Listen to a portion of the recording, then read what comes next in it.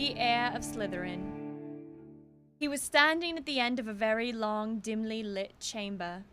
Towering stone pillars entwined with more carved serpents rose to support a ceiling, lost in darkness, casting long black shadows through the odd greenish gloom that filled the place. His heart beating very fast, Harry stood, listening to the chill silence. Could the basilisk be lurking in a shadowy corner behind a pillar?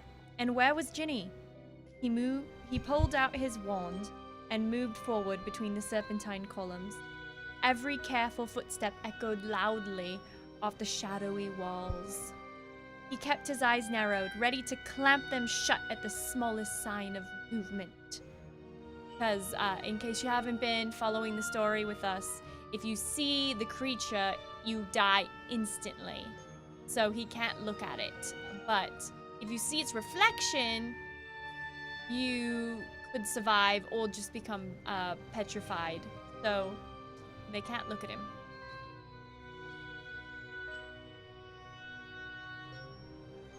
You're so red. It's supposed to be pink. Yes, I turned my skin pink because I am a pickled pink witch today. It's a magical spell I used.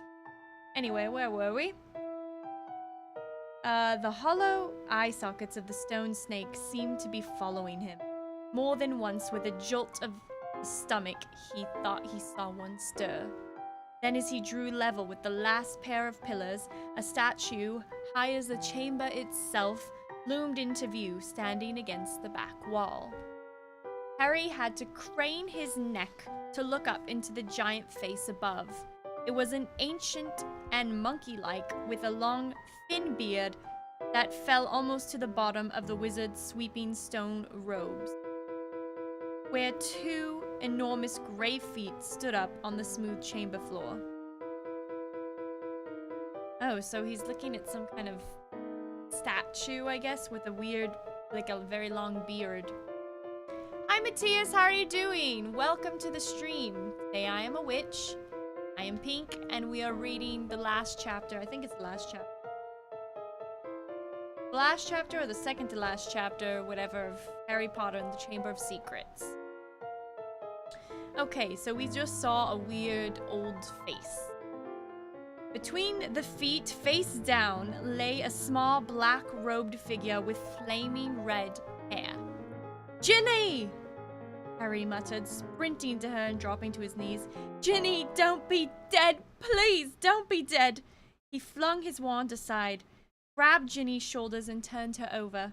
Her face was white as marble and as cold, yet her eyes were closed. So she wasn't petrified. She must be... Ginny, please, wake up! Harry muttered desperately, shaking her. Ginny's head lolled hopelessly from side to side. She won't wake, said a soft voice. Harry jumped and spun around on his... A tall, black-haired boy was leaning against the nearest pillar, watching.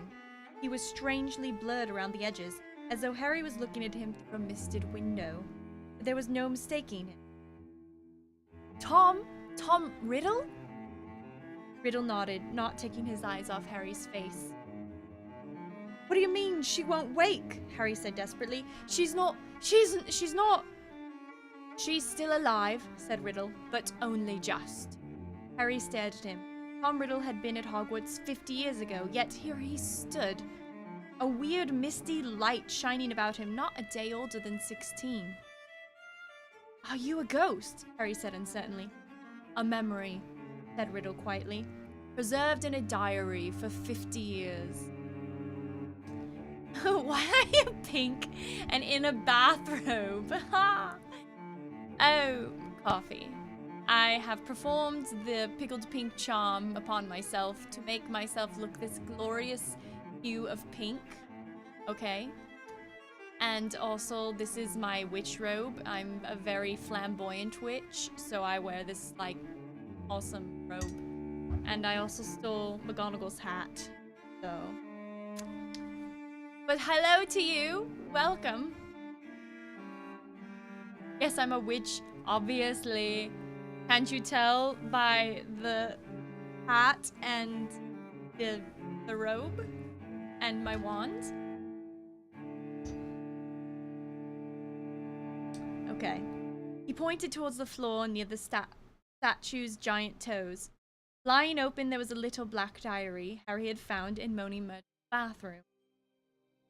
For a second, Harry wondered how it had got there, but there was more pressing matters to deal with. You've got to help me, Tom, Harry said, raising Ginny's head again. We've got to get her out of here. There's a basilisk. I don't know where it is, but it could be along any moment. Please, help me. Riddle didn't move. Harry, sweating, managed to hoist Ginny half off the floor and bent up to pick his wand again, but the wand had gone. Did you see?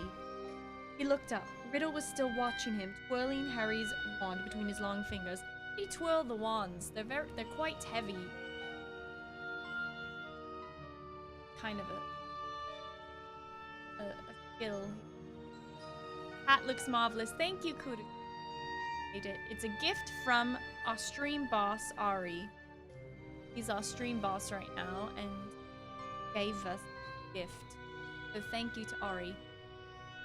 I can totally tell. I assume that. This is awesome. Thank you, O4M's walk.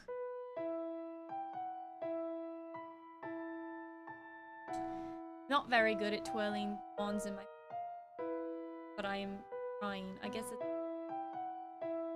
There you go. Fantastic.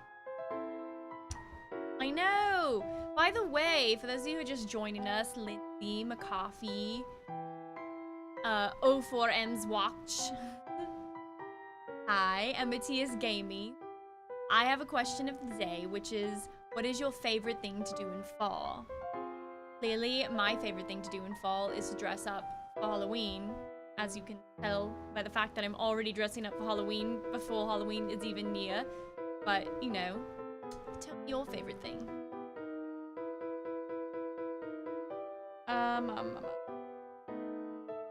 Here we go. Okay, so Riddle is twirling Harry's wand. Thanks, said Harry, stretching out his hand for it. A smile curled the corners of Riddle's mouth. He continued to stare at Harry, twirling the wand idly. Listen, said Harry urgently, his knees sagging with Ginny's dead weight. We've got to go! If the basilisk comes! It won't come until it's called, said Riddle calmly. Harry lowered Ginny back onto the floor, unable to hold her up any longer. What do you mean? He said. Look, give me my wand. I might need it. Riddle's smile broadened. You won't be needing it, he said. Harry stared at him. What do you mean I won't be? I've waited a long time for this, Harry, said Riddle. The chance to see you speak. Look, said Harry, losing his patience, I don't think you get it. We're in the Chamber of Secrets. We can talk later. We're going to talk now, said Riddle, still smiling broadly, and he pocketed Harry's wand. Harry stared at him. There was something very funny going on. How did Ginny get like this? He asked slowly. Well, that's an interesting question, said Riddle pleasantly, and quite a long story. I suppose the real reason Ginny Weasley's like this, because she opened her heart and spilled all her secrets to an invisible stranger. What are you talking about? Said Harry. The diary, said Riddle. My diary. Little Ginny's been writing in it for months and months, telling me all of her pitiful worries and how her brothers tease her, how she had to come to school with second-hand robes and books, how, Riddle's eyes, how she didn't think famous, great Harry Potter would ever like her. All the time he spoke, Riddle's eyes never left Harry's face. There was an almost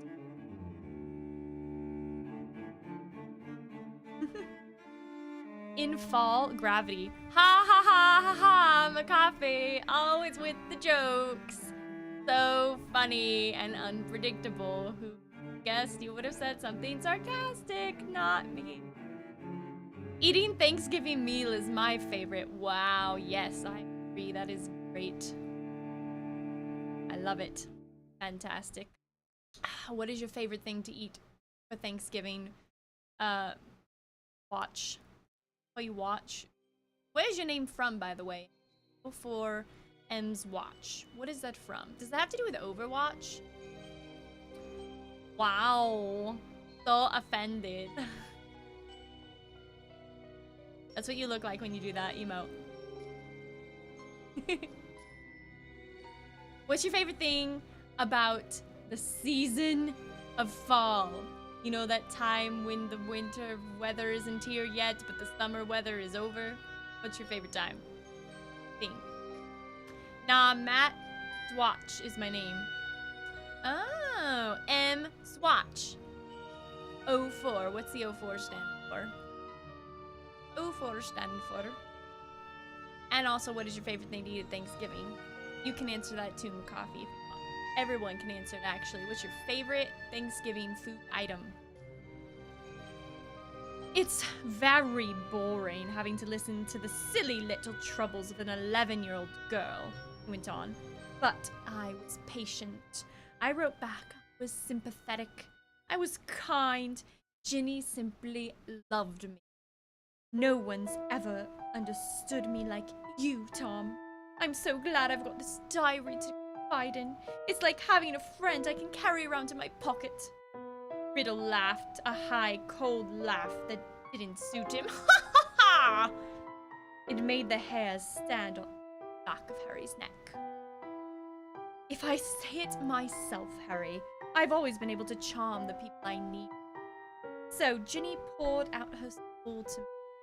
And her soul happened to be exactly what I grew stronger and stronger on a diet of her deep fears and darkest. How come evil things always feed off of fear? It's a serious question. Why do you guys think evil things always feed off of fear? Why do you think that's a common theme? We did a stream a few weeks, maybe a month ago, about It, the movie It, and that clown, he feeds off your fears. And that's like a common theme, I think, in or horror genre or fantasy. Why do the evil things feed off fear? That's my question. Why do they feed off fear? Stuffing? Oh, you like stuffing?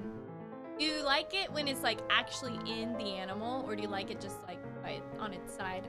It's just a random number. Oh, that's like my name, but not really. 23 is the age I was when I started dating my husband. Stuffing is delicious because our fears control pain. So the evil things want you. Not what you're saying. That's my I'm afraid of evil things controlling me face. By the way, you guys, this is gonna be a really short stream. I just have to warn you, we might not even get finished with the chapter, but you know, it's a short stream. Very short. Like, got like 20 more minutes. Alright. I grew powerful, far more powerful than little Miss Weasley. Powerful enough to start feeding Miss Weasley a few of my secrets. To start pouring a little of my soul back into her. What do you mean? Said Harry, whose mouth had gone very dry. Haven't you guessed yet, Harry Potter? Said Riddle softly. Ginny Weasley opened the Chamber of Secrets. She strangled the school roosters and dabbed threatening messages on the walls. She set the serpent on Slytherin and on 4 mudbloods and Squib's cat. No, Harry whispered. Yes, said Riddle calmly. Of course, she didn't know what she was doing at first. It was very amusing. I wish you could have seen her new diary entries. Far more interesting. Dear Tom, he recited, watching Harry's horrified face. I think I'm losing my memory. There are rooster feathers all over my robes, and I don't know how they got there. Dear Tom, I can't remember what I did on the night of Halloween, but a cat was attacked and I've got paint all down my front. Dear Tom, Percy keeps telling me I'm pale and I'm not myself. I think he suspects me. There was another attack today and I don't know where I was. Tom, what am I going to do? I think I'm going mad. I think I'm the one that attacked everyone, Tom! Harry's fists were clenched, the nails digging deeper into palms. It took a very long time for stupid little Ginny to stop trusting her diary. But she finally became suspicious and tried to dispose of it. And that's where you came, Harry. You found it, and I couldn't have been more delighted. Of all the people who could have picked it up, it was you. The very person I was most anxious to meet. Oh, so it was random happenstance that you have interest. And why did you want me? Said Harry. Read my season comment? Oh, I've never had a fall seasoning before. Is it spicy? Aha! Oh my god, you just really wanted to throw that one in there, didn't ya? Well, good job. Good job, it's there. It's cool. I have an everlasting salad too. An everlasting salad? Gosh. Fantastic.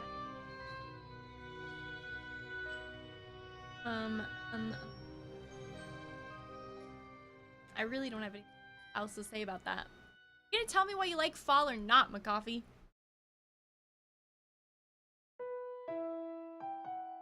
Anger was coursing through Harry, and it was an effort to keep his voice steady. Well, you see, Ginny told me all about you, Harry, said Riddle. Your whole fascinating... His eyes rolled over the lightning scar on Harry's forehead, and his expression grew harder. I knew I must find out more about you, talk to you, meet you if I could. So I decided to show you my famous capture of the great oaf Hagrid to gain your trust. Hagrid's my friend, said Harry, his voice now shaking. And you framed him, didn't you? I thought you made a mistake, but Riddle laughed his high laugh again. Ha! Ha! Ha! But it was my word against Hagrid's, Harry. Well, you can imagine how it looked to old Armando Dippet. On the one hand, Tom Riddle, poor but brilliant, parentless, brave, school prefect, model student. On the other hand, big, blundering Hagrid, in trouble every other week, trying to raise werewolf cubs under his bed, sneaking off to the Forbidden Forest to wrestle trolls. But I admit, even I was surprised how well my plan worked. I thought someone must realize that Hagrid couldn't possibly be the heir of Slytherin. It had taken me 5 whole years to find out everything I could about the Chamber of Secrets and to discover the secret entrance. As though Hagrid had the brains or power. Only the Transfiguration teacher Dumbledore seemed to think Hagrid was innocent. He persuaded Dippet to keep Hagrid and train him as gamekeeper. Yes, I think Dumbledore might have guessed. Dumbledore never seemed to like me as the other two. I bet Dumbledore saw right through you, Harry hissed. Well, here's a question, though. Interesting this fact. So for those of you who know the Harry Potter series, you know that the Transfiguration teacher when Harry is at school is McGonagall. And at some point, after the whole series is complete, okay, in the following book, which we have read already on the stream, so I feel safe to tell you, McGonagall eventually does become the headmaster of Hogwarts. And Dumbledore was a Transfiguration teacher, and then he became a headmaster of Hogwarts, so there's kind of a comparison there, that if you're a Transfiguration teacher, you become the next headmaster of Hogwarts.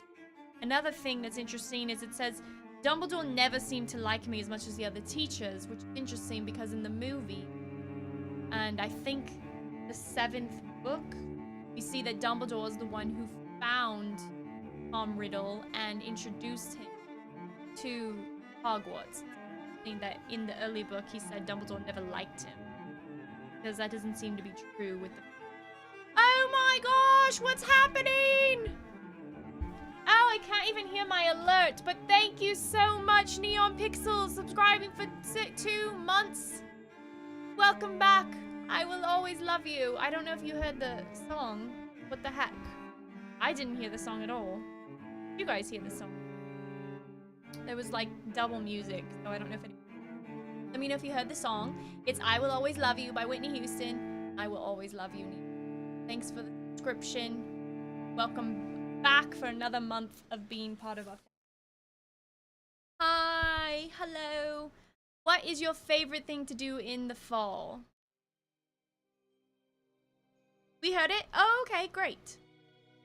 Oh no, why were you deleted? What the heck? Christmas is in the winter. Alright, I'm a little behind on the chat. I don't know what happened to watch. I have no idea. Like, I swear I'm gonna stop using because it does weird crap and I don't know why. Can you untime him out, McCoffee? Okay, thanks. So sorry, that was so weird. Watch, did you by chance post a link? Or who else could have done that? Anything that could have been a bad word? I have no idea what it could have done that from. Did you do any sort of command? Like a exclamation point something? Well, never fear, it's not your fault. Stream Elements has been very weird lately and doing very weird things. Do I have a message limit? Not that I've ever put in place, but as we've seen, Stream Elements likes to put things in place that I did not. Anyway, I think I'm going to delete it and get a different bot. Anyone have any ideas, suggestions of what's a good bot to use? The Stream Elements thing is not...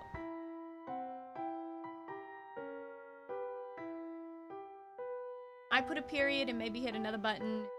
Probably thought it was... I don't know. I don't even have something to block people out for links. I've deleted that.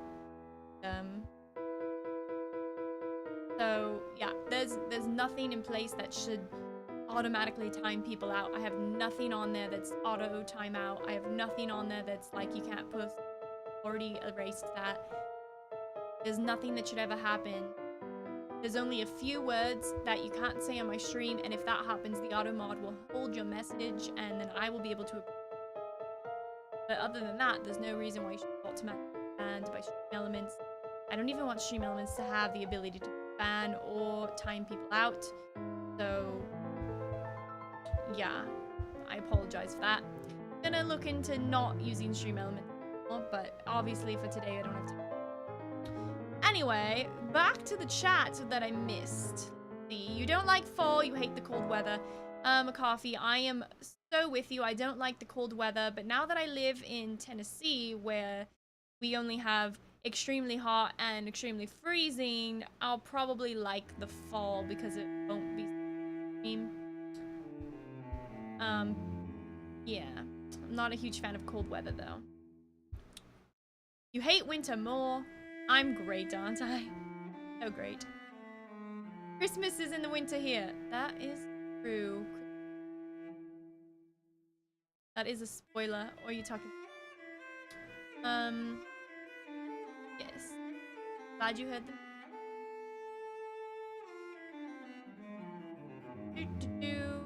Alright, well. I do enjoy the cold as long as it's not negative 20. Yeah.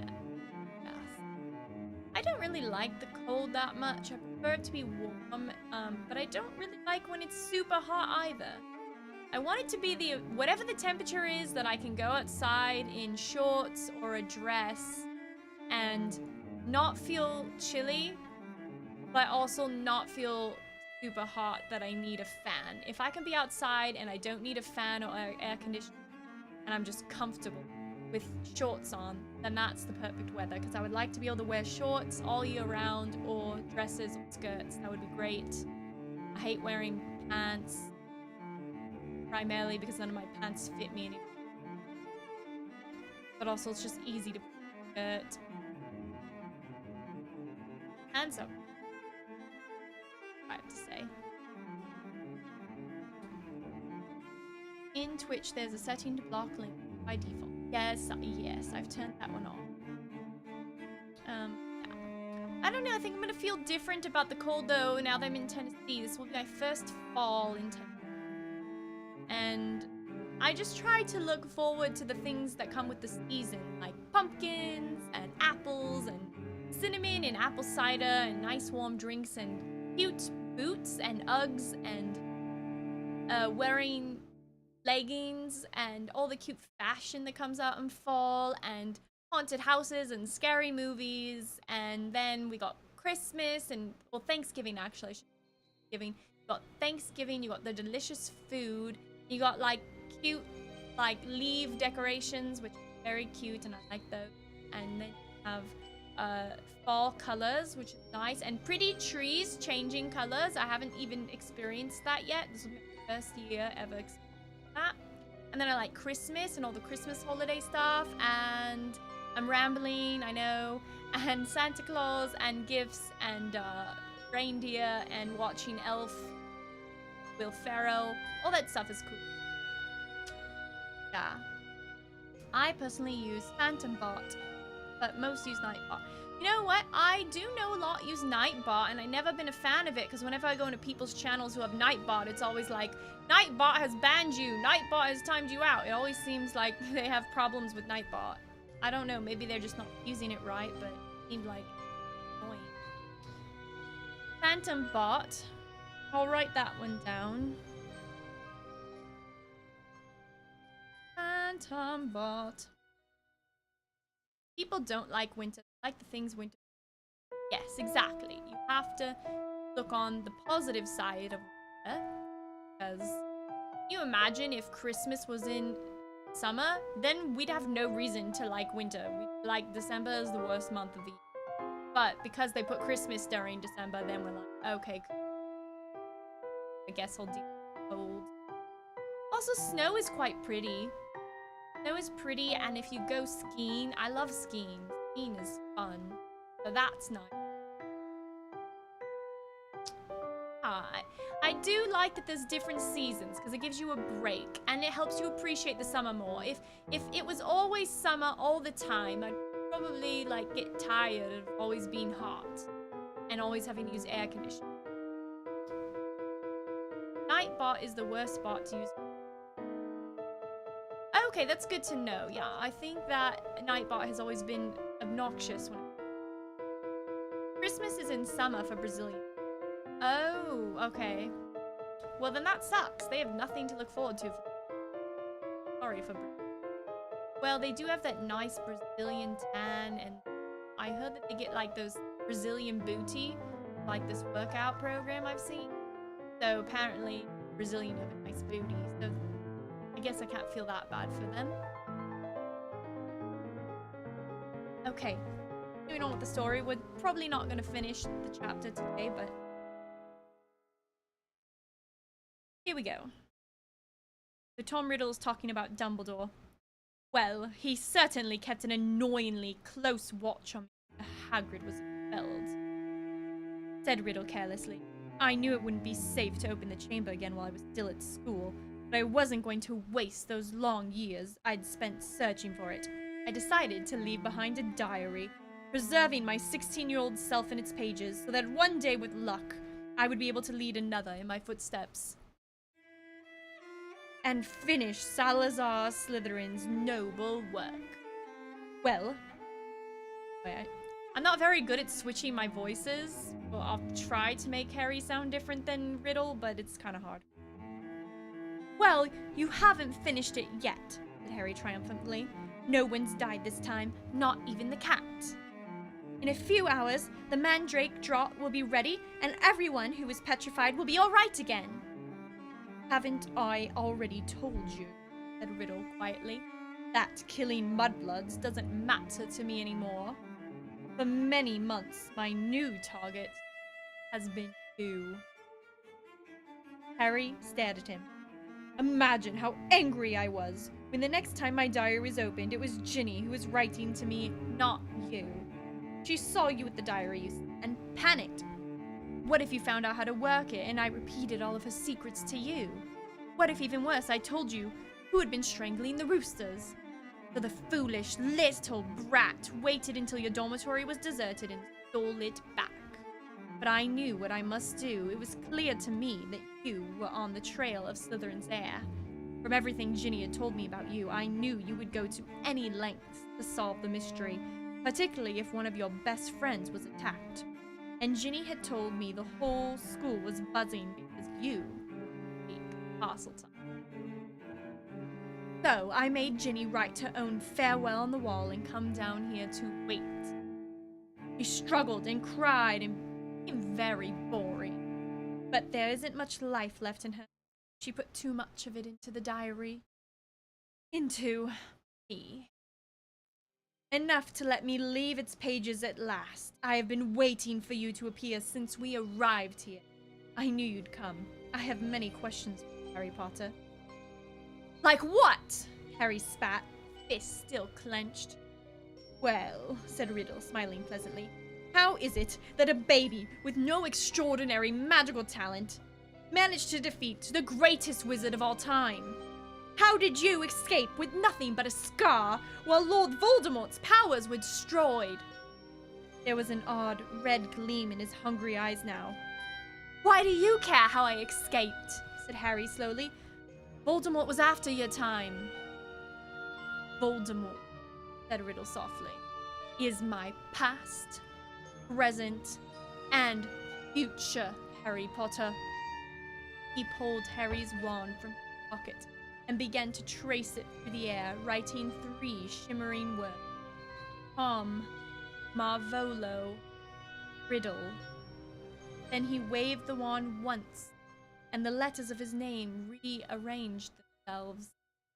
I am Lord Voldemort. You see, he whispered, it was a name I was already using at Hogwarts. To my most intimate friends only, of course. You think I was going to use my filthy muggle father's name forever? I, in whose veins runs the blood of Salazar Slytherin himself, through my mother's side, I keep the name of a foul common muggle who abandoned me even before I was born, just because he found out his wife was a witch? No, Harry, I fashioned myself a new name, a name I knew wizards everywhere would one day fear to speak, when I had become the greatest sorcerer in the world. Harry's brain seemed to have jammed. He stared numbly at Riddle, at the orphaned boy who had grown up to murder Harry's own parents and so many others. At last, he forced himself to speak. You're not, he said, his quiet voice full of hatred. Not what? Snapped Riddle. You're not the greatest sorcerer in the world, said Harry, breathing fast. Sorry to disappoint you and all that, but the greatest wizard in all the world is Albus Dumbledore. Everyone says so. Even when you were strong, you didn't dare try to take over Hogwarts. Dumbledore saw through you, and when you were at school, he still frightens you now, wherever you're hiding these days. The smile had gone from Riddle's face to be replaced by a very ugly. Dumbledore's been driven out of this castle by the mere memory of me, he hissed. He's not as gone as you might think, Harry retorted. He was speaking at random, wanting to scare Riddle, wishing rather than believing true. Riddle opened his mouth but froze. Music was coming from somewhere. Oh, that's my computer guy. Riddle whirled around to stare down the empty chamber. The music was growing louder. It was an eerie, spine-tingling, unearthly. It lifted the hair on Harry's scalp and made his heart feel as though it was swelling to twice its normal size. Then, as the music reached such a pitch that Harry felt it vibrating inside its own ribs, flames erupted at the top of the nearest pillar. A crimson bird, the size of a swan, had appeared. piping its weird music to a vaulted ceiling. It had a glittering golden trail as long as a peacock's, and a gleaming golden talons which were gripping a ragged bundle. A second later, the bird was flying straight at Harry. It dropped the ragged thing it was carrying at his feet, then landed heavily on his shoulder. As it folded his great wings, Harry looked up and saw it had a long, sharp, golden beak and beady black eyes. The bird stopped singing.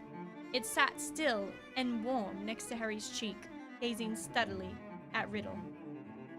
"That's a phoenix," said Riddle, staring shrewdly back at it. "Fox," Harry breathed, and he felt the bird's golden claws squeeze his. "And that," said Riddle, now eyeing the ragged thing that Fox had dropped.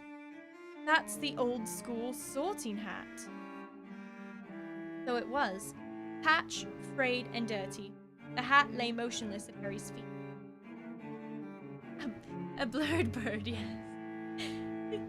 Riddle began to laugh again. He laughed so hard that the dark chamber rang with it as though 10 riddles were laughing at once.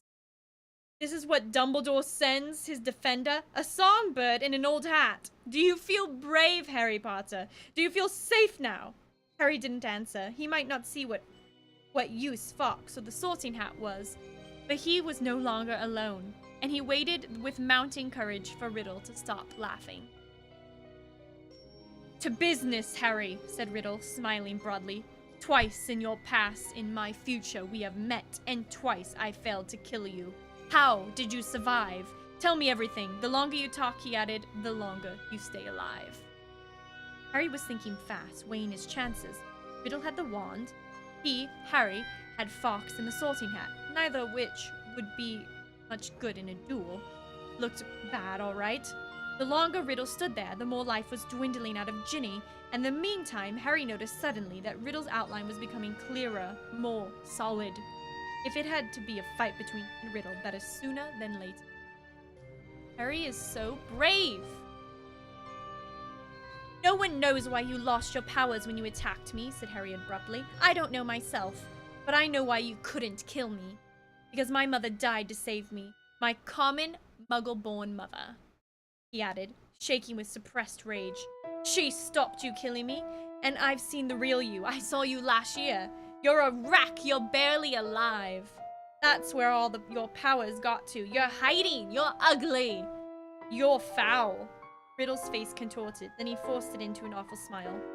"So, your mother died to save you, yes? There's a powerful counter-charm. I can see now. There's nothing special about you after all. I wondered, because there are strange likenesses.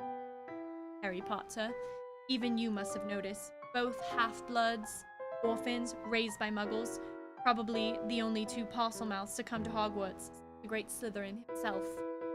We even look something alike, but after all, it was merely a lucky chance that saved you from all I wanted to know." Harry stood tense, waiting for Riddle to raise his voice. Riddle's twisted smile was widening.